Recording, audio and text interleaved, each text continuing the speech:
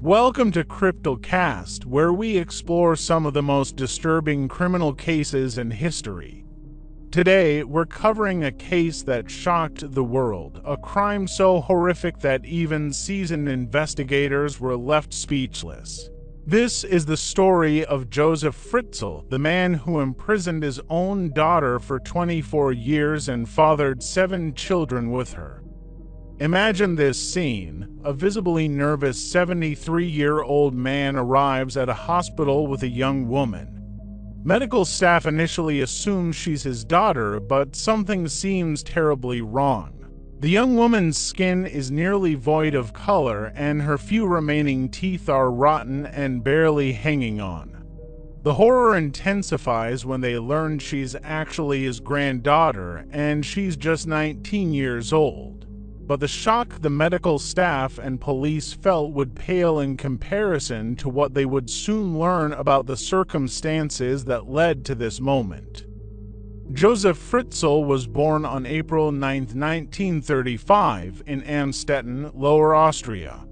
An only child, his father was a severe alcoholic who abandoned the family when Josef was just 4 years old, leaving him to be raised alone by his mother. His father eventually died in battle during World War II while fighting for Nazi Germany. In 1956, at age 21, Josef married 17-year-old Rosemary. He was known as a respected electrical engineer in their community.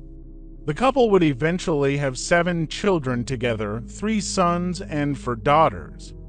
On the surface, they appeared to be a normal, if large, family. However, Josef's dark nature began to reveal itself. In 1967, he broke into the home of a 24-year-old nurse and raped her at knife point. He was arrested and served just 12 months of an 18-month prison sentence. He was also named as a suspect in another attempted rape and had a history of indecent exposure. Despite these troubling incidents, Josef's marriage continued. In 1966, the couple had welcomed their 4th child, Elisabeth. Her childhood was marked by struggle and abuse. Josef was physically abusive to his wife and all his children, but Elisabeth received the majority of the beatings because she was one of the only ones willing to stand up to her authoritarian father. Even more disturbing, Josef began sexually abusing Elisabeth when she was just 11 years old. After completing her required education at age 15, Elisabeth began training to become a waitress. In January 1983, unable to endure the abuse any longer, she and a friend ran away to Vienna. Police found her within 3 weeks and returned her to her parents. She continued her waitress training and was eventually offered a job in the nearby city of Linz. Elisabeth thought her life was finally about to change for the better. Tragically, nothing could be further from the truth. For 6 years, Josef had been secretly building what he told his family was an underground fallout shelter. This wasn't unusual during the Cold War era when many families constructed such shelters, but Josef had far more sinister plans. On August 28, 1984, shortly after Elisabeth turned 18, Josef lured her into the basement, claiming he needed help carrying a door. When she held the door in place, he slammed it in her face, knocking her backward into the shelter. He rendered her unconscious with an ether-soaked towel and thus began her new life, imprisoned by her own father. The prison was a cramped room hidden behind an elaborate keypad lock that Josef guaranteed only he could operate. Even reaching the final entry door required passing through 8 locked doors within a labyrinth that Josef had meticulously planned and built. After Elisabeth's disappearance, Josef and Rosemary reported their daughter missing. Josef told police she had run away to join a cult, pointing to her previous attempt to run away as evidence. He even forced Elisabeth to write a letter stating she was tired of living with her family and warning them not to look for her. This convinced the police that she had left voluntarily, and they closed the case. Josef visited Elisabeth in the underground prison almost daily to bring food and supplies. From the second day of her captivity, he also visited to rape her, sometimes several times per day. He would later admit that he distanced himself from what he was doing by never looking Elisabeth in the face during these assaults. After 5 years of Elisabeth living alone in the prison, with Josef hardly ever speaking to her, the children started to come. Over her 24 years of captivity, Elisabeth gave birth to 7 children by her father. For reasons still unclear, 3 of those children were chosen by Josef to live openly upstairs with him, his wife, and the rest of the family. Josef achieved this by placing the children on the family porch at different times, along with more letters he forced Elisabeth to write, claiming she couldn't handle the responsibility. Of the 4 children relegated to live with Elisabeth in the basement, 1 was born with respiratory issues and died shortly after birth without ever receiving medical attention. The other 3, Kirsten, Stefan, and Felix, remained in the dungeon with their mother. Elisabeth was forced to give birth to all 7 children without any medical assistance. Josef provided her only with disinfectant, a dirty pair of scissors, and an outdated book on childbirth. There were warning signs that something was amiss in the Fritzl household.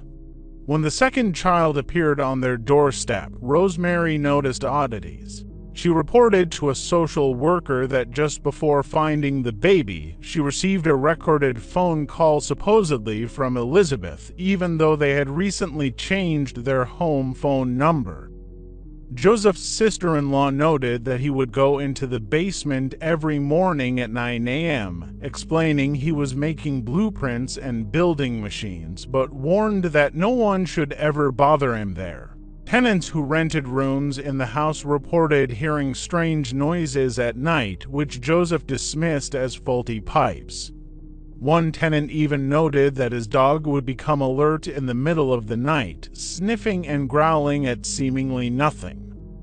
Despite these red flags, neither his wife, family, nor any of the numerous tenants over the years harbored enough suspicion to report Josef's peculiar behavior, even as he spent increasing amounts of time in the basement, lived separately from his wife, and frequently brought groceries, building materials, appliances, and furniture into the basement.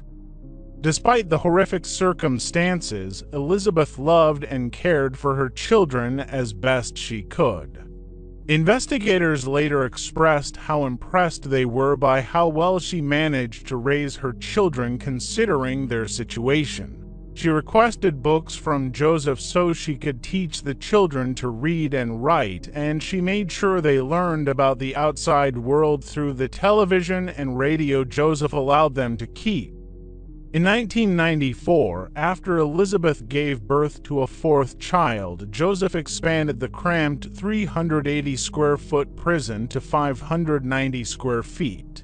The enlarged space contained a narrow corridor, a storage area, 3 small open cells connected by narrow passageways, to sleeping areas with beds, bathroom facilities, and a basic cooking area. The ceilings were extremely low, between 5 feet 6 inches and 6 feet at their highest point, causing walking problems for Stefan, who grew to 5 feet 8. Josef punished the family severely for even minor acts of disobedience.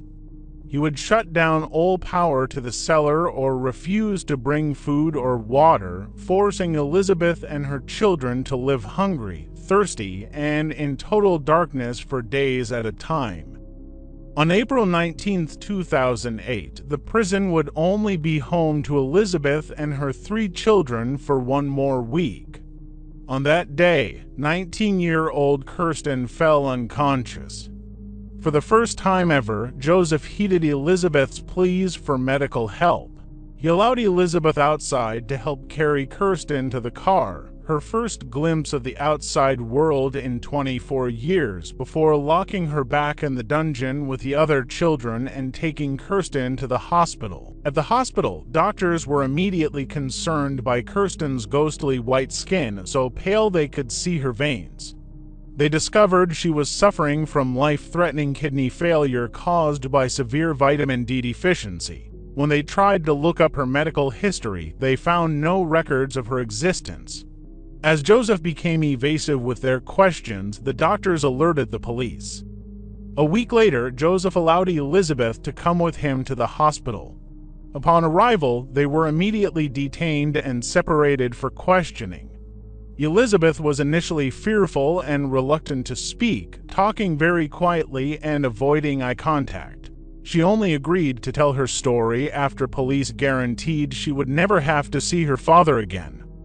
Over the next hours, she recounted her 24 years in captivity, the secret dungeon, the constant abuse, the children, and unimaginable details of her torture and humiliation. When police forced Josef to give them the key code to his electrical lock and investigated the basement, they discovered the hidden prison just as Elisabeth had described. DNA evidence confirmed Elisabeth's story. All 6 of her remaining children were biologically Josef's. During the investigation, police found many letters Josef had forced Elisabeth to write, one of which suggested he was planning to release her the following year as he felt he was growing too old to care for his second family underground. In July 2008, Josef's trial began. He faced charges of negligent homicide for the baby who died, rape, incest, kidnapping, false imprisonment, and enslavement. Though he initially pleaded guilty to all charges except negligent homicide and grievous assault, he changed his plea to guilty on all charges after seeing Elisabeth in court. He was sentenced to life imprisonment with the possibility of parole after 15 years. He accepted the sentence and stated he would not appeal. After the trial, Elisabeth and her 6 children were given new identities and a new home where they could enjoy freedom while maintaining privacy. All 6 children required ongoing therapy, the upstairs children traumatized by Josef's abuse and the revelation that he had lied about their mother abandoning them, and the downstairs children dealing with the trauma of captivity and abuse. Elisabeth was initially estranged from her mother for believing Josef's story and not questioning it, but over time she came to forgive her and they now have a strong relationship. In 2013, work began to fill the basement of the old Fritzl home with concrete. The house was eventually sold 3 years later to buyers who converted the building into apartments. Josef, now known as Josef Meyerhoff after changing his name in 2017, remains in a psychiatric prison where he is ineligible for parole. A journalist who interviewed Fritzl reported that he has shown no remorse for his crimes, even suggesting just look into the cellars of other people. You might find other families and girls down there. This case remains one of the most disturbing examples of human captivity and abuse in modern history. Elisabeth's incredible strength and resilience in the face of unimaginable horror stands as a testament to the power of the human spirit. Thank you for listening to this episode of Cryptalecast. If you found this content valuable, please subscribe to our podcast for more in-depth coverage of criminal cases that shaped our world. Until next time, stay safe and stay informed.